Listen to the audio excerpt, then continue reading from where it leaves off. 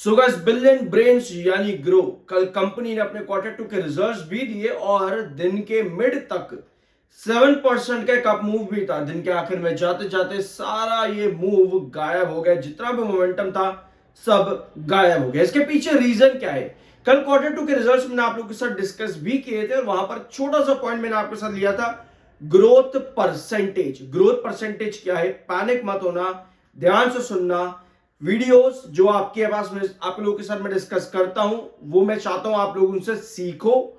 I am NISM certified. जितने points यहां से गैदर करके जा सकते हो उनको डिफरेंट डिफरेंट स्टॉक्स पे इंप्लीमेंट करो ताकि आप एक शानदार पोर्टफोलियो बना सको, एक समझदार इन्वेस्टर बन सको।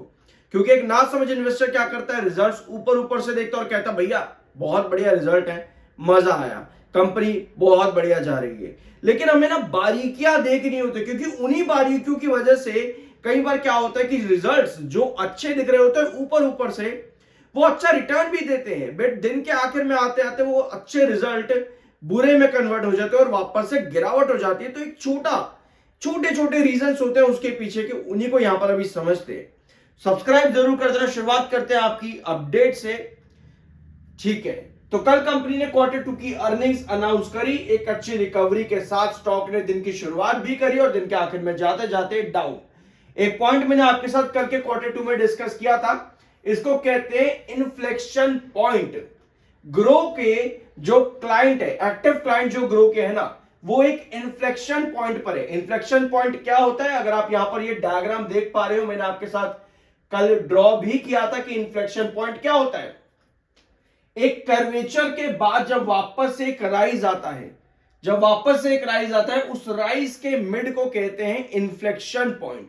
यानी कि कंपनी का एक्टिव क्लाइंट डाटा जो है वो इंक्रीज हो रहा है, ये एक अच्छी बात है। और अगर आप कंपनी के एक्टिव क्लाइंट देखोगे तो आपको पता चलेगा कि जीरोधा और आपका दूसरी एंजल वन, जीरोधा और एंजल वन जो कि कंपनी के पीयर्स हैं, उनसे ज्यादा ग्रो का एक्टिव क्लाइंट डाटा है। 1.29 करोड़ एक्टिव क्लाइंट्स है कंपनी के प्लेटफॉर्म पर, जो कि एक अच्छी बात है ग्रो के लिए, ठीक है। ऑल्दो कंपनी का रेवेन्यू जो है, ग्रो का रेवेन्यू जो है वो एंजल वन और जीरोधा से कम है, बट एक्टिव क्लाइंट ज्यादा है, यानी कि कंपनी का आरपीयू बढ़ सकता है आने वाले क्वार्टर्स के अंदर, जो कि एक अच्छी बात है। लॉन्ग टर्म पर्सपेक्टिव के लिए जब हम चीजों को देखते हैं तो हमें पता होना चाहिए कि कंपनी अपने पीयर्स के अगेंस्ट में कैसा काम कर रही है और कंपनी का एक्टिव क्लाइंट डाटा क्या है।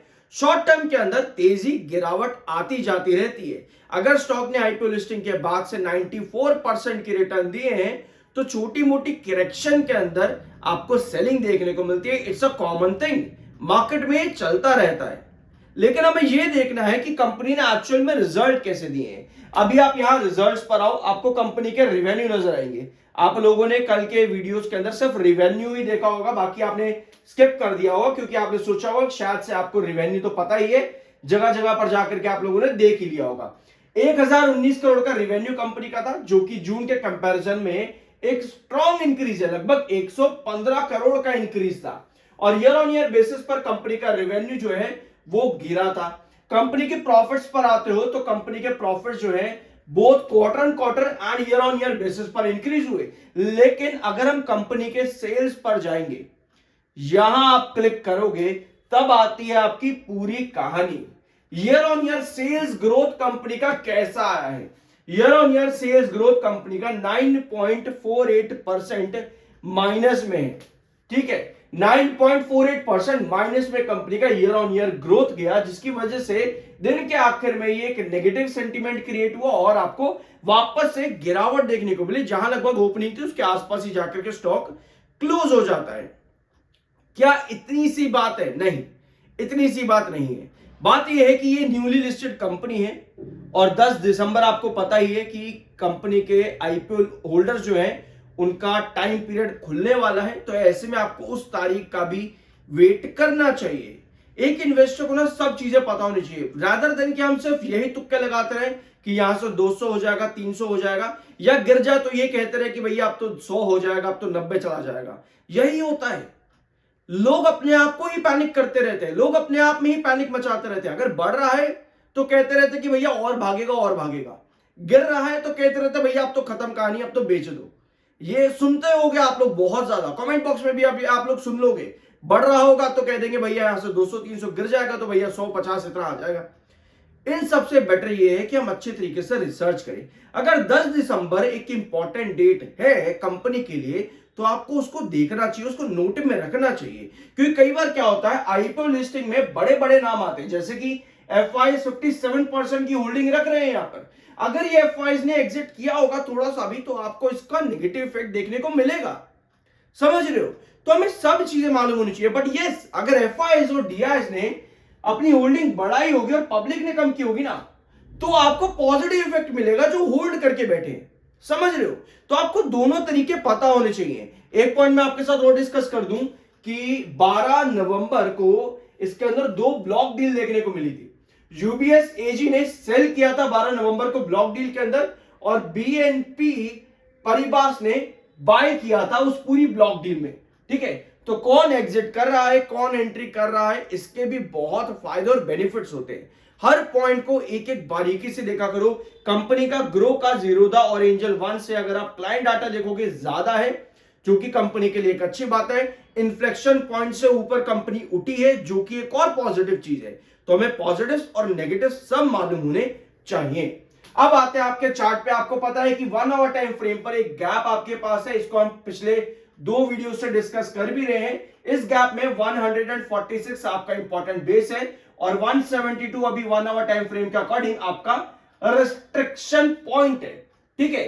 ये गैप फिल करने के लिए नीचे आ सकता था, ये हमने पिछले वीडियो के अंदर डिस्कस किया था। और कल हुआ क्या है पता है क्या?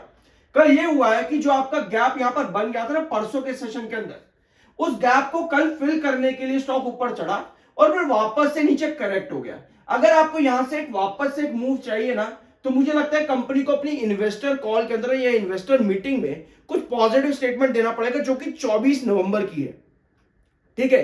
तो 24 नवंबर को भी जरूर नोट करके रखना, क्योंकि वहां अगर कुछ पॉजिटिव आउटकम आता है तो यस, इस गैप को फिल कर चुका है। ये वाला गैप 172 से लेकर के 158 के बीच का जो ये गैप है, इसको स्टॉक ऑलरेडी फिल कर चुका है। कुछ पॉजिटिव आउटकम आता है तो उस कंडीशन पे वापस से रिकवरी करने जाएगा टुवर्ड्स 172, जो कि इसका रिस्ट्रिक्शन है। नेक्स्ट रिस्ट्रिक्शन है 190 का, ठीक है। और आपका बेस है 146 का। तो अभी की कंडीशन ये है इस कंपनी के अंदर। चार्ट पर हमने चीजों को समझ लिया है, देख लिया, और साथ में कंपनी के जो रिजल्ट्स हैं उनको बारीकी से जरूर देखा करो। ऊपर ऊपर से देखने में सब चीजें कई बार अच्छी लगती है, बट शेयर में गिरावट आती है, वो इन्हीं बारीकियों की वजह से होती है। बाय सेल की कोई रिकमेंडेशन नहीं है, वो आपका अपना ओपिनियन और मर्जी होनी चाहिए। I am NISM certified, subscribe जरूर कर देना। मिलता अगले वीडियो में।